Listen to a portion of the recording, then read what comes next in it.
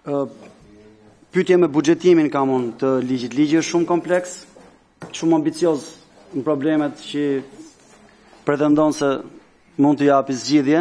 Sa është buxhetuar për vitin 2026? Sa është kostoja? Duke pas parasysh që sipas analizës specialistëve tanë, buxheti alokuar për sigurinë ushqimore është 2.9 miliard lekë ose 0.1% e prodhimit brendshëm brut, është shifra më e ulët në Evropë. Sot për sot me këtë buxhet që është miratu, me këtë buxhet që jemi sot. Si dhe një ligj shumë kompleks, ku ka minimalisht është një projekti krijon thot sistemin e menaxhimit të informacionit dhe kontrollit zyrtar SIMIKZ, që do të mbledh, menaxhojë, shkëmbejë dhe proponoj namin. Sa është buxheti për këtë? Nga ku do të varet? Për shembull është një pyetje e kësaj.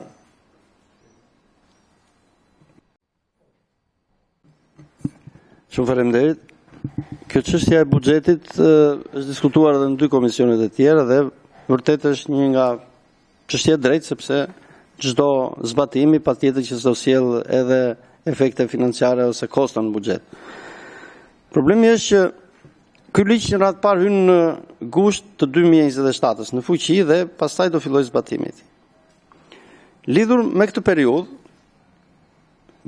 ligji që të fillojë zbatimin ose kur të fillojë zbatimin ligji ne do kemi ecur paralelisht se nga projekti i Bankës Botërore do të jenë të ndërtuara laboratorët. Kërkesat që ka biznesi, i cili në planifikimin që do bëj do kërkoj sa do përballoj vetë, sa do të kërkoj buxhetit shtetit dhe sa do të kërkoj fondeve të Bashkimit Evropian. Kështu që prandaj themi që ky ligj nuk ka një kosto buxhetor shtesë për moment.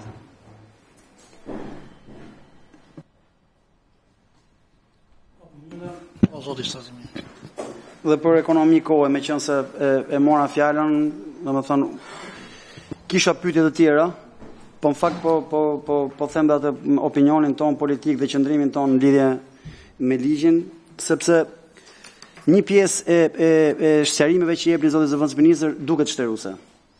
Por është gjithmonë plani 2 vjeçar do të sjellë begatim. Batut filmi propagandistik e kohës partisë. Deri në gusht 2027-s toni do të jetë, po edhe më bin, $20 milion, përfshirja e Bankës Botërore sigurisht që është një garanci për cilësinë për këtë me radhë, sigurisht që po. Sigurisht që po. Por ama ka një problem që ne nuk mund ta neglizhojmë. E kishim përpara të njëjtin debat me një zëvendësministër, një zëvendësministër e ekonomisë, më duket. Dhe të infrastrukturës, dje apo dje. Sa është kosto e integrimit? Kjo qeveri dhe ky parlament nuk e di sot sa po na kushton ne integrimi. Ka i kostot vetëm. Do të ngrejmë gjithçka në nivelin e standardet evropiane. Evropa ka 70 vjet që merret me këtë punë. I ngren dal. Ne duhet i bëjmë, e thot vazhdimisht, kryetari duhet patjetër deri në 2027 ta kemi mbyllur këtë punë se s'kemi se një treni. Atë që ka bëu Evropa për 70 vjet, dakor, ne duhet ta bëjmë dhe për një vit e gjysmë gusht 2027-s dhe pa kosto. Evropës i ka kushtuar 20 miliard euro, nuk është debat, është qëndrim. Milton Friedman bie teoria. Ajo që i ka kushtuar njerëz demokracive më të forta të globit, miliarda dhe vite, ne e marrojmë për i vite gjysmë dhe $20 milion. Nuk ka kosto tjera. Se sa do duhet paguaj fermerin, nuk e dim, do duhet paguaj, sigurisht që po, atë më thoshte Ministri i Ekonomisë. Sigurisht që duhet ketë kosto tjera, por ne nuk kemi një faturë. Jemi duke u mbledhur me miq dhe partnerë që na kanë ndihmuar, na ndihmojnë në këtë rrugtim me gizin, me këtë me radhë, që të mund të nxjerrë një faturë sa do të na shkojë integrimi. Po ne një faturë sot nuk e kemi. Ne lem, ka shumë paqartësira e ligjit, janë 116 nene. Në 116 nene, pjesën më të madhe, ju del analiza se ne nuk kemi komision përgjegjës, ne kemi komision për dhënë mendimi. Po specialistët tanë, komisionit për përgjegjës na thonë një pjesë e mirë, smundja e çdo ligji që vjen për integrimin, i len këshillit ministrave, do ta zgjidhin aktet normative. Kjo me radhë, se ku, se qysh, se tek, se si, se nuk dihet, jo. Vetëm shpejt urgjencë se do ikim për se kemi hallën e integrimit. Na ikëm trenin 2027-ën. Se këtë Evropën, këtë integrimit do e blejmë ne, apo do integrohemi. Do ta blejmë shumë bukur, po blejmë të ardhmen në një farë mënyrë, nuk ka rëndësi këtu po shitet po blehet vota, s'po blekemi në antarësimin BE, sa është kostoja, sa do na kushtoj. Qeveria duhet vi këtu vjen dhe nuk mund të më thotë nuk ka kosto. Një ligj që sjell begatin.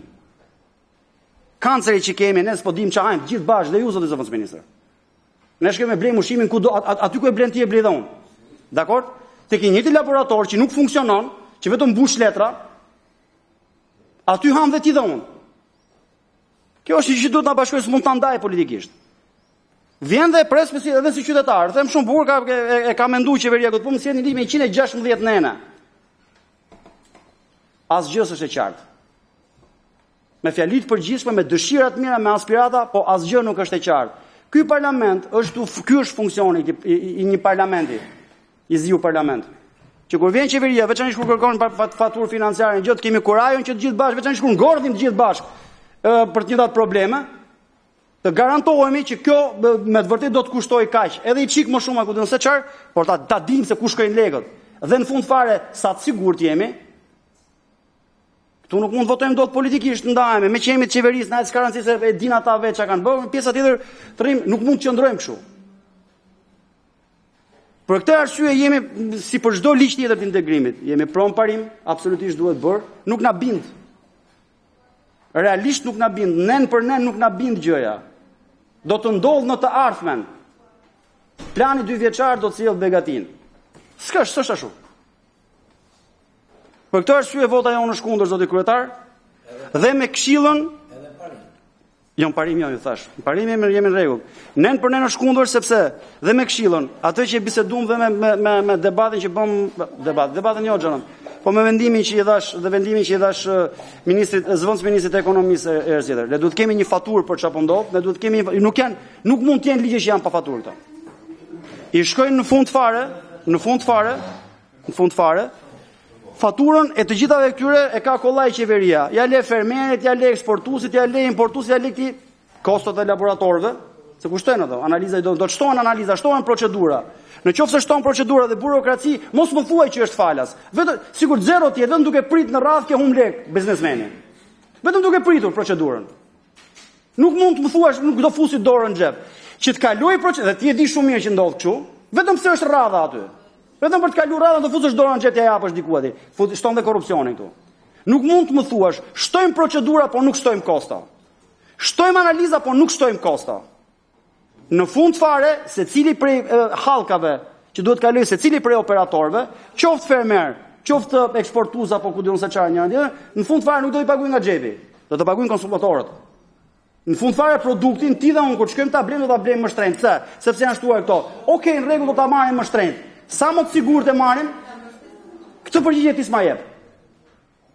Kështu që për këtë arsye vota jonë është jemi sigurisht pranë në parim, jemi kundër nën për nën. Faleminderit. Faleminderit zoti Strazimi.